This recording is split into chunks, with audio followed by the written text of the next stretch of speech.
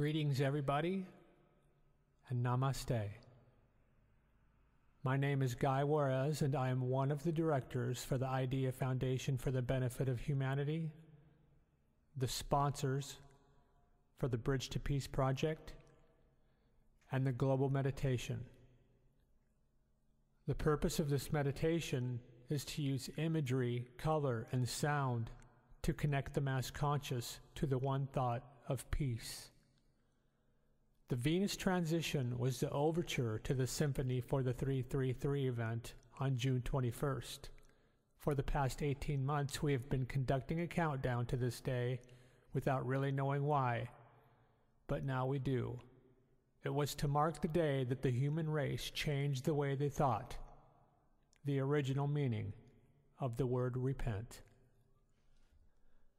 This main event is to invite world peacemakers on June 21st at 3:33 p.m. and or 3:33 a.m. wherever they are in the world to participate in this guided meditation using imagery, color, and sound. We will once again be using the music I composed with the 432 Hz Tibetan gongs and the solfeggio tones. Together with the graphics, this is focused intent in the extreme, as everyone, rather than just visualizing their own imagery, instead will see and hear the same thing. This will be finding resonance with the cosmic or divine tree of life and aligning with the divine universal plan. As well as generating peace, it will be reminding all who participate of their connection and divine origin and the purpose for being on Earth at this time. In order to set the tone for the meditation, let me explain the basic components and how the meditation will work. The first thing I must address is why we are using the Kabbalistic version of the Tree of Life. Essentially, the Bridge to Peace project is about consciousness through imagery, and we chose the Kabbalistic Tree of Life as it is the easiest symbol that uses sacred geometry, which is so deeply rooted in the human psyche. The fact that I use the term rooted is an important clue to the direction the project is going and why we have chosen this particular archetype. Take a look at just a few examples of the Tree of Life throughout the world. The archetype of the Tree of Life is such a part of our psyche that we subconsciously refer to it in everyday speech with references not only to a tree, but also parts of a tree, as in the root of, are putting down roots. We also refer to how something branches off, and then there is the family tree. Moreover, we are subliminally aware of Dr. Calleman's supposition of our cellular connection to the universal divine tree of life through family trees and genetic trees, where we trace our way back through generations to our roots. As the Bridge to Peace project was inspired by Dr. Calleman's work, one would be asking why we didn't use the Maya Tree of Life. And the reason we didn't, it's because of its complicated structure. Whether we realize it or not, the Kabbalistic structure is the most recognizable, and although it was not widely known until the Renaissance, when the Kabbalistic teachings were written down, its wisdom has been taught orally for thousands of years to the ancient mystery schools. In short, this archetype transcends all religion. As stated in the meditation, along with guided visualization through color and symbolism, we are also incorporating the power of sound. Each tree has a specific sound attached to it. In all three cases, there is a common denominator, the newly rediscovered tone referred to as the 432 Hz frequency. This frequency has been connected to many ancient sites, such as Giza. According to the website, music converted to A equals 432 Hz. Matter is organized by waveforms and frequencies. In music, this is called resonance, and it happens naturally. Each cell takes part in the symphony of our body. Our role as a conductor is to orchestrate harmony. When a musician produces a sour note, we bring them back into harmony by helping them to retune their instrument or refocus their attention. To test this theory, I tuned my guitar to the 432 Hz before playing the composition I wrote for the conscious tree of life that represents the objective plane. I found that the actual strings of the guitar became relaxed and I was physically affected by the tone. Together with this tone, I have added the sound of the Tibetan gongs to complement the tone for the universal tree, representative of the peace that passeth all understanding. The cellular tree only has the pure, unadulterated tone of 432 Hz, which leads to the inner kingdom of creation. In this final page, the tone is again joined by the gongs, but an additional frequency is added, that of certain solfeggio tones. So having laid the foundation, let us move on to the meditation. Before I get to the specifics of the meditation, let me just briefly mention the imagery behind the universal divine and the cellular trees of life. Both archetypally depict creation, the former from the womb of a nebula where the suns are created, and the latter from the physical womb of a human being. They also symbolize the macrocosm and the microcosm, as well as the superconscious and the subconscious. Moreover, both trees have miniature trees within each sephro on the tree.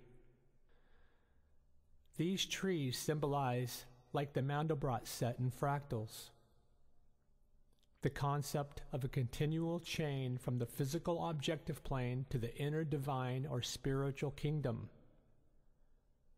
Essentially, the trees denote the impetus from the divine realm to the life principle through billions of years to develop consciousness. At crucial points in time, marked by, among other sacred texts, the sacred Mayan calendar, the consciousness is ready for a leap, so to speak, to a new level. This is such a time, and this is archetypally depicted in the cellular tree of life, which represents the way into the inner kingdom. The spinning vortex around the trees are designed to represent movement, as in the awakened individuals who are changing the way they think to see our reality as something malleable, or to quote from the writers of one of the most inspired TV shows today, Touch, actualize the divine potential. As more people recognize that when we find resonance with our true natures, we align with the divine universal plan for our spiritual evolution, we shift the mass consciousness. Obviously, this tree has multiple meanings, from the union of the masculine and feminine consciousness within to the union of spirit and matter. In every case, the key to our evolution is through the attainment of peace on every level, with the ultimate goal of the Bridge to Peace project being to reach the peace that passeth all understanding, the level that we create. This is symbolized with the entrance into the inner or spiritual kingdom that depicts the bridge that we are creating by demonstrating the continual link from the universal to the cellular in multiple cycles as we evolve and develop consciousness until we become, as we have been taught, co-creators in alignment with the divine universal plan.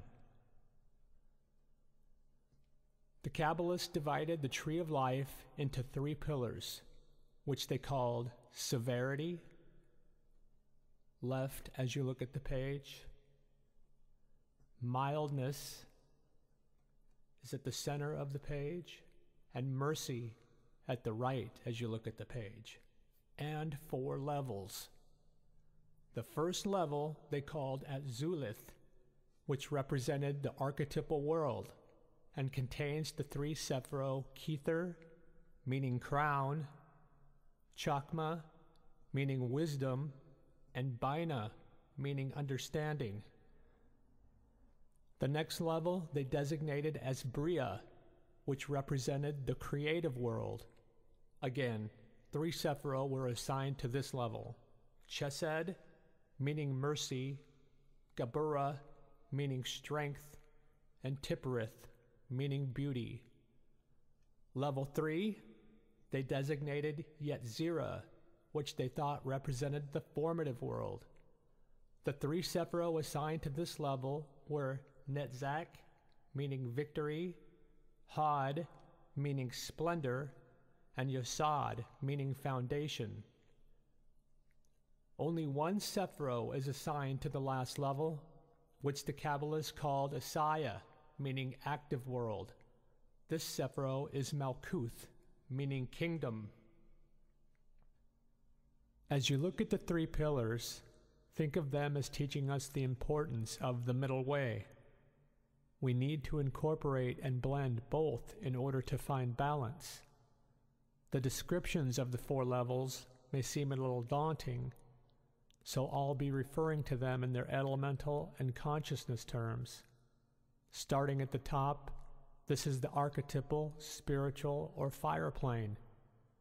This is followed by the creative, mental, or air plane, with the astral, emotional, or water plane below that.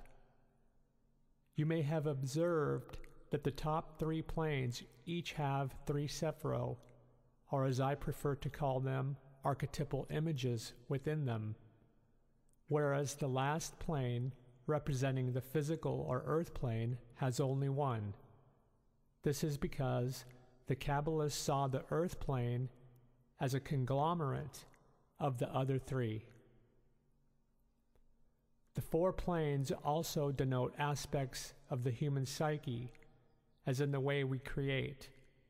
In this way, the archetypal, spiritual, or fire plane could be seen as the repository of all potential creation, or the origin of an idea, the spark of inspiration.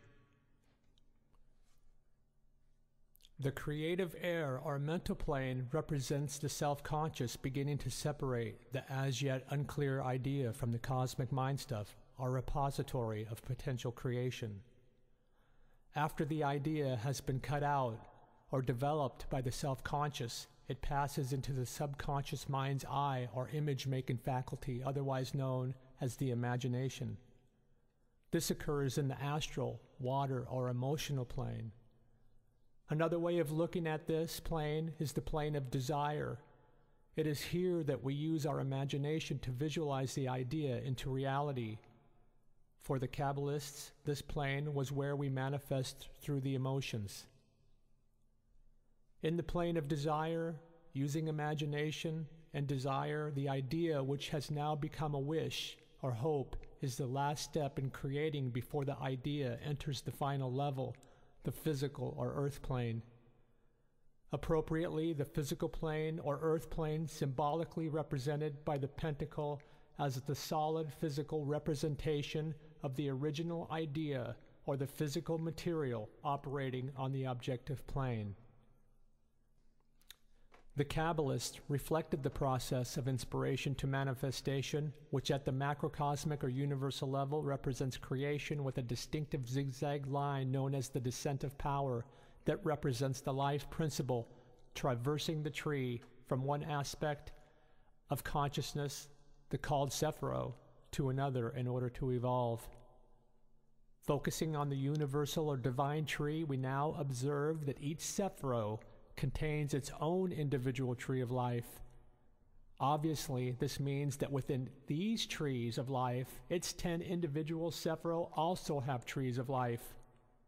This reflects the phenomenon of fractals and the Mandelbrot set that demonstrates the correct mathematical equation results in being able to minimize the set endlessly, as reflected in the tidal colors of infinity. So in this first phase, we will move from each Sephiro following the descent of power. Apart from an aspect of consciousness, each Sephiro represents so many other things that for me to explain them, this meditation would be several hours long. So we have created a web page that fully explains all aspects of the Bridge to Peace project that you can read at any time.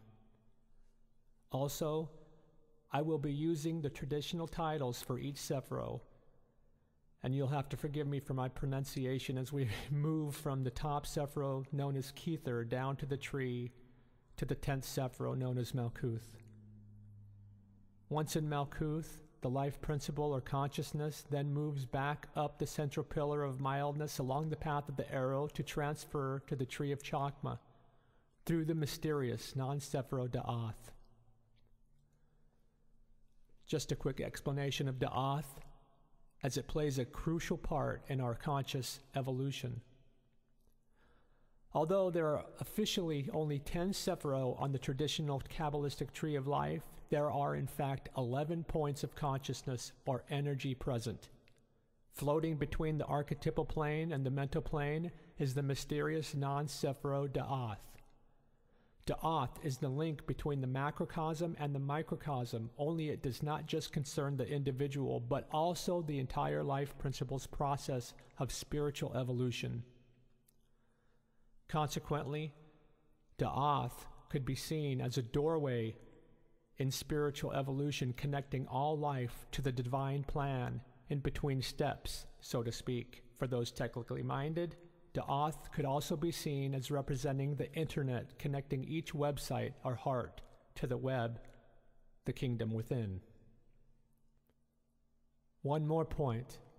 Although we use this meditation on specific days, such as the Venus transition and the 333 event, it was created to be used at any time by anyone so moved to. Each person's intent for peace has an effect, and each time you visualize the truth that the kingdom of God is within you, you make that a reality. So we are making this meditation available for anyone at any time. Bless you all, and namaste.